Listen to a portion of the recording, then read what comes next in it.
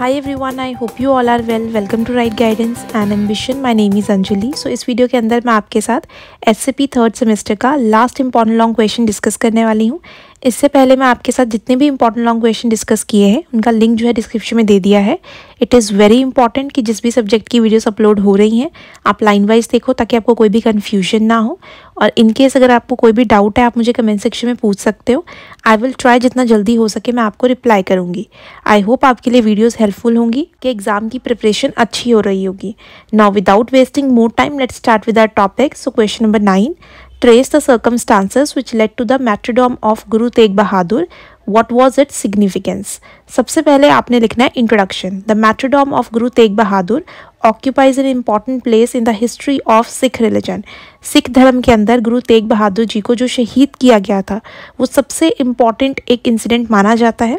Such an example of selfless sacrifice is not found anywhere in the world. पूरी दुनिया में ऐसा कोई भी धर्म नहीं है जहाँ पर किसी भी गुरु ने इतना बड़ा सेक्रीफाइस किया हो अपने धर्म के लिए। Created a new awakening and new life in the Sikh and the Hindus. तो यहाँ पर एक कह सकते हो कि टर्निंग पॉइंट था हिस्ट्री का, जिसमें सबको ये पता लग चुका था कि जो मुगल्स हैं वो काफ़ी क्रूअल हो चुके हैं सिखों और हिंदुओं के लिए। लोगों को अवेयरनेस आ चुकी थी कि उन्हें जो है अपनी आवाज़ उठानी पड़ेगी अगर उन्हें अपने आप को बचाना है। It pave the way for the creation of the Khalsa in 1699 AD। और इसी चीज़ के चलते हुए कि सारी कंडीशंस इतनी बुरी थी तब जाकर गुरु गोबिंद सिंह जी जो हैं, तो 10वें गुरु थे, उन्होंने खालसा पंथ की स्थापना की थी 1699 AD में। इस टाइप की हेडिंग है causes of the मार्टिरडम of Guru Tegh बहादुर। क्या कारण थे जिसकी वजह से गुरु तेग बहादुर जी को शहीद किया गया? पहला पॉइंट है increasing hostility between Sikh and the Mughals. Guru Tegh Bahadur the youngest son of the Guru Hargobind was executed in 1675 AD at the orders of the Aurangzeb. First point है increasing hostility between the Sikh and the Mughal. Guru Tegh Bahadur, the youngest son of Guru Hargobind, was executed in 1675 AD at the orders of Aurangzeb. गुरु तेग बहादुर सबसे छोटे बेटे थे गुरु हरगोबिंद सिंह जी के, उन्हें मरवाया गया औरंगजेब के orders पर 1675 AD में। अब इससे जो है मुगल्स और सिखों के बीच का जो रिलेशन था वो बहुत ही ख़राब हो गया। ये जो रिलेशन है सिख और मुगल के बीच में ये अकबर के टाइम तक ठीक था। ये अकबर की डेथ होती है और उनकी जगह पर जहांगीर जो है वो बनते हैं नए मुगल रूलर। उन्होंने मुगल रूलर बनते ही जितनी भी बुराइयां थी, जो एट्रोसिटीज़ थी कर सकते थे सिखों के साथ, वो सब की।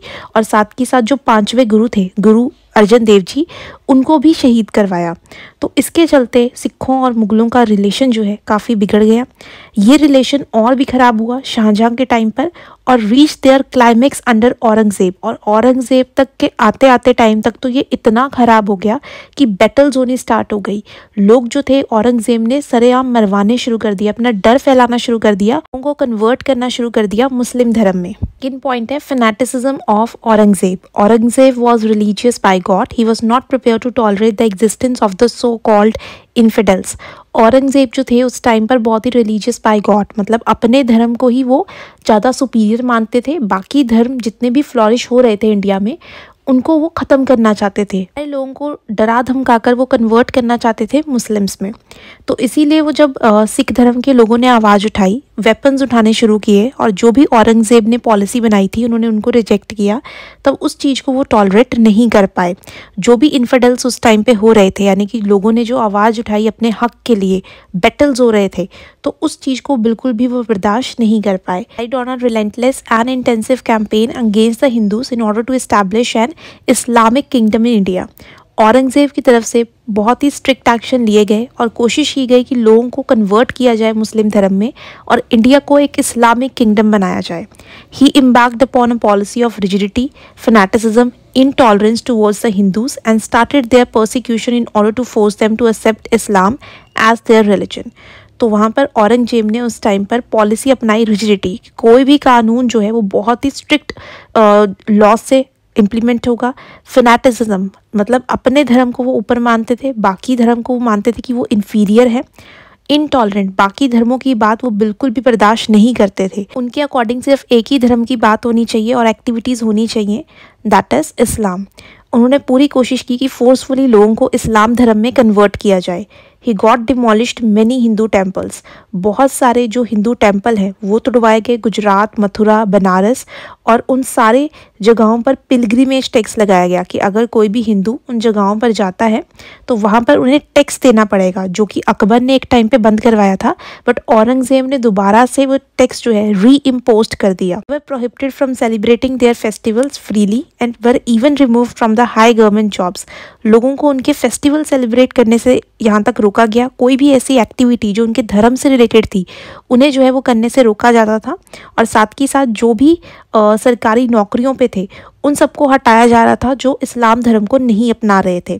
ही found the Sikh Gurus an obstacle in the fulfilment of his mission, देव को उस टाइम पे लग रहा था जो सिख गुरु हैं वो उनके रास्ते की रुकावट बन रहे हैं, जब तक वो रहेंगे लोग फोर्सफुली कन्वर्ट नहीं हो पाएंगे इस्लाम धर्म में, और उनका जो ड्रीम है इस्लामिक किंगडम बनाने का वो पूरा नहीं हो पाएगा, क्योंकि सिख गुरु जो थे वो लोगों को अवेयर कर रहे थे उनके राइट्स के बारे में, अपने हक के लिए आवाज़ उठाने के लिए। तो ये सारी चीज़ों को रोकने के लिए सबसे पहले उन्होंने टारगेट किया गुरु को। इसी चीज़ के चलते उन्होंने गुरु तेग बहादुर जी को एग्जीक्यूट यानी उन्हें शहीद करवा दिया। तो यहाँ पर हम देख रहे हैं किस तरीके से अपनी चीज़ों को पूरा करने के लिए औरंगज़ेब ने जो गुरु तेग बहादुर जी हैं उनकी शहीदी जो है वो की, ताकि वो अपने जो मंसूबे हैं कि पूरे सिख किंगडम को कन्वर्ट किया जाए इस्लामिक किंगडम में वो पूरा कर सकें। पॉइंट है religious activities and increasing popularity of Guru Tegh Bahadur. After Guru Nanak, Guru Tegh Bahadur was the only Sikh Guru who travelled widely and visited places. Guru Nanak Dev ji के बाद गुरु तेग बहादुर ही सिर्फ एक ऐसे गुरु थे जिन्होंने इंडिया में ट्रैवल किया, काफ़ी सारी जगहों में जाके लोगों को अवेयर किया, धर्म के बारे में बताया, और इसी के चलते बहुत सारे लोगों ने जो है सिख धर्म को अपनाया। Expansion of Sikhism was not the liking of the religious intolerant king Aurangzeb, whose sole aim was to see only Islam flourish। अब ये जो सिखिज्म धर्म इतना फ्लॉरिश हो रहा था, लोग धीरे धीरे उसके जो है फॉलोअर बन रहे थे, गुरु तेग बहादुर जी की बातों को फॉलो उन्होंने करना स्टार्ट किया। ये इनटॉलरेंट किंग औरंगजेब से बर्दाश्त नहीं हुआ, क्योंकि वो सिर्फ एक ही धर्म देखना चाहते थे इंडिया में, that was Islam. Fourth point है impact of Naqshbandis on Aurangzeb. Naqshbandis were very religious minded people with rigid views. अब नक्शबंदीज क्या थे? धार्मिक विचार वाले लोग थे जिनके व्यूज़ बहुत ही रिजिड थे, अपने धर्म को लेके वो बहुत स्ट्रिक्ट थे, और ये इस्लामिक धर्म से रिलेटेड लोग थे। These people hated the Sikh गुरु। अब ये लोग जो थे सिख गुरु से नफरत करते थे, क्योंकि सिख गुरुओं का जो इन्फ्लुएंस है वो सरहिंद वाले एरिया में काफ़ी था। लोग वहाँ पर सिख गुरुओं की बातें मानते थे, गुरु तेग बहादुर जी के फॉलोअर बन चुके थे, और ये नक्शबंदी जो लोग थे इनसे ये बर्दाश्त नहीं हो रहा था। देयर लीडर शेख मासूम had great influence in the Mughal court. इनके जो लीडर थे नक्शबंदीज़ के, जिनका नाम शेख मासूम था उस टाइम पर, उनकी बहुत ही ज़्यादा कह सकते हो मुगल कोर्ट में पहचान थी। उनकी जो इन्फ्लुएंस्ड है इवन किंग तक था, औरंगज़ेब भी उनकी बात सुनते थे। ही इंस्टिगेटेड औरंगज़ेब अगेंस्ट गुरु तेग बहादुर, और यहीं से इस चीज़ का फ़ायदा उठाया नक्शबंदी के जो लीडर हैं, उन्होंने औरंगज़ेब को इंस्टिगेट किया कि सिख गुरुओं के खिलाफ आप एक्शन लो। जितने भी सिख फॉलोअर्स हैं वो गुरु तेग बहादुर जी की शहीदी के बाद वीक हो जाएंगे, और उनको सबको हम फोर्सफुली जो है इस्लाम धर्म में कन्वर्ट कर लेंगे। तो हम ये कह सकते हैं कि जो नक्शबंदीज़ हैं उनका भी बहुत बड़ा रोल है कि उन्होंने इंस्टिगेट किया औरंगज़ेब को, ताकि वो सिखों के खिलाफ स्ट्रिक्ट एक्शंस लें। पॉइंट है opposition and animosity of Thirmal. In his failure to succeed the Guru gaddi, Thirmal the elder brother of the Guru Har Rai poison the ears of Aurangzeb against the Guru Tegh Bahadur.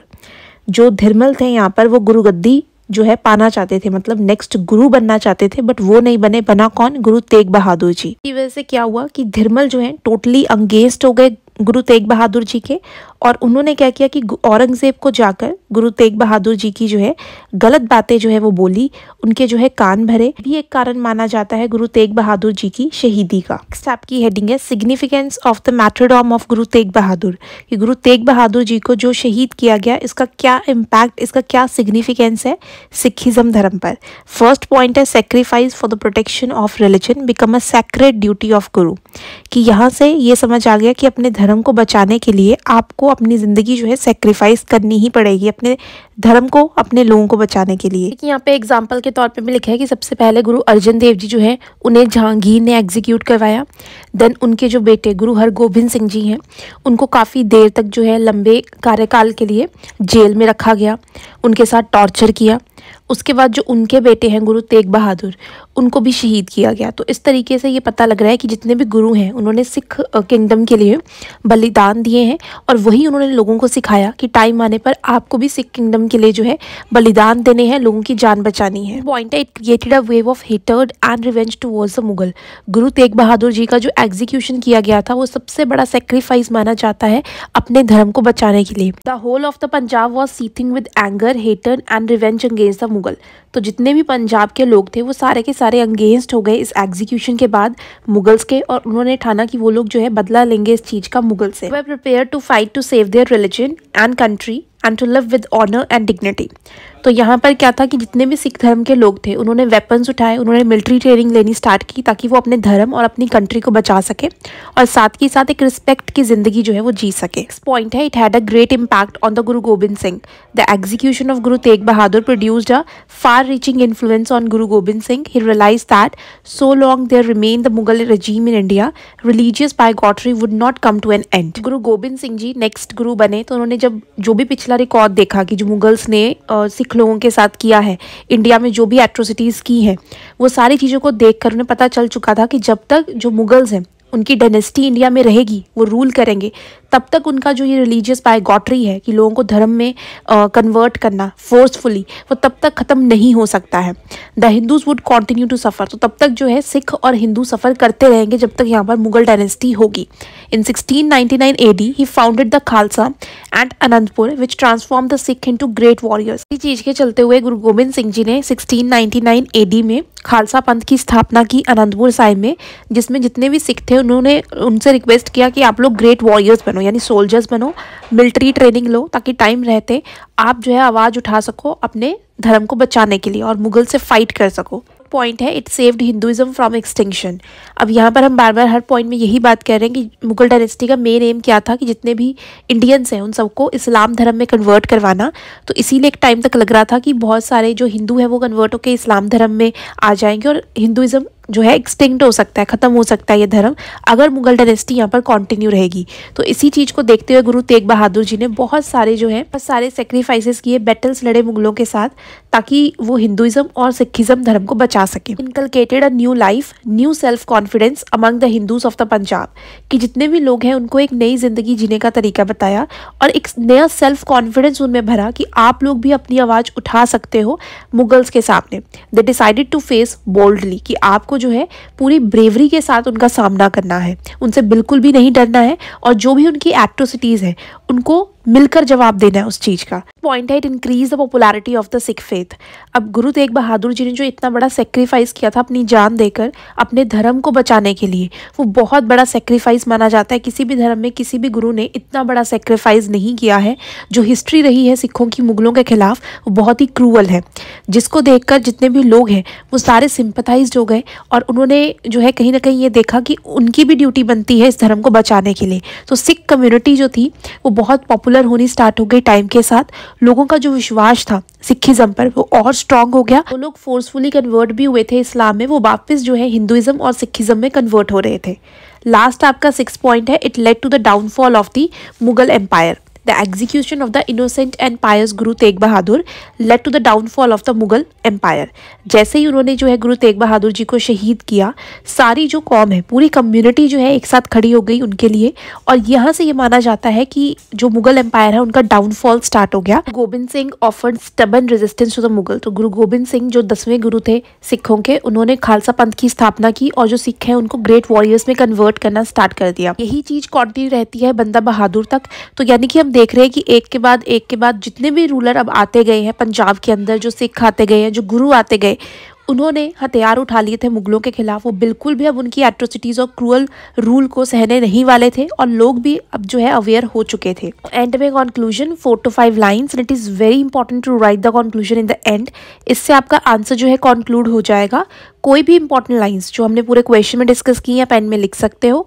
In case आपको लाइन्स नहीं पता लगेंगी, मैंने आपके लिए यहाँ लाइन्स लिख दी हैं, आप यहाँ से रीड कर लेना, बट कंक्लूजन लिखना is must. Hope you will find this video informative and helpful. If you have any doubt related to this video or syllabus, please comment below, share this video with your friends and subscribe the channel so that you will get the notification on time.